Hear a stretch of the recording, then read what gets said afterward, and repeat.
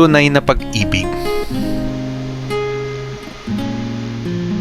Hindi nasusukat sa kilig, kundi sa pananatili, kahit sa mga araw na walang spark. Hindi lang I love you, kundi kumusta ka at anong kailangan mo. Sa relasyon, hindi lahat ng away masama.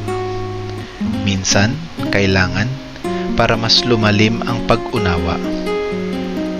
Hindi mo sinusubukang baguhin ang mahal mo. Mas pinipili mong mahalin siya kahit hindi perpekto. Tahimik man, pero loyal.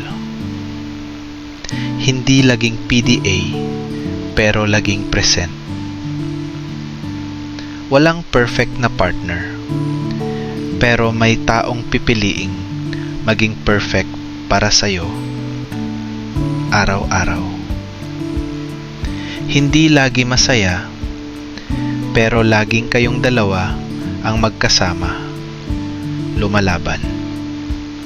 Ang forever, hindi hinahanap, binubuo, pinagtitiyagaan.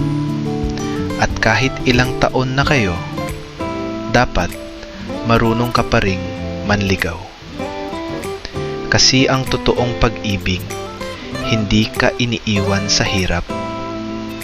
Mas lalo kanyang kinakapitan. Thank you for watching. Please like and subscribe.